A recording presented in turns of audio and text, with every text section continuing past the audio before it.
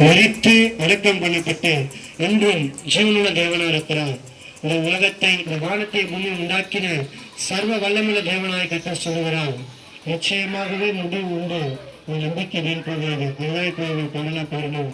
என்னுடைய வாழ்க்கையில பாத்தீங்கன்னா ஒரு 4-5 வருடங்களுக்கு முன்பாக ஆண்டவர் அறியாத குடும்பத்துல இருக்கிற போது எங்க வீட்டு பக்கத்துல யாராவது இறந்துட்டாங்கன்னா, ஐநவர் ஹவுசிங் போர்டுல இருக்கிறோம்.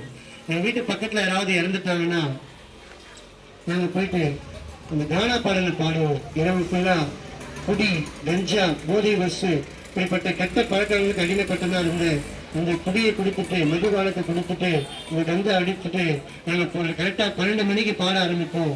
4 மணி 5 மணி வரைக்கும் நாங்கள் பாட வைப்போம். இதுதான் என்னோட வேலையா இருந்தது 5 ஆண்டுகள் முன்பாக.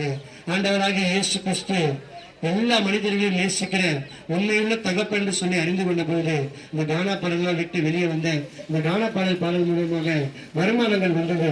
அந்த வருமானத்தை வைத்து நண்பர்களுடன் சேர்ந்து ரொம்ப ரொம்ப துன்மார்க்கமான ரொம்ப கெட்ட பழக்க வழக்கங்கள் அடிமைப்பட்டனா மாறினேன். எங்க வீட்டுல எங்களோட நண்பர்கள் எல்லாருமே சொல்லுவாங்க இந்த கெட்ட பழக்கத்தை விட்டுன்னு சொல்லி.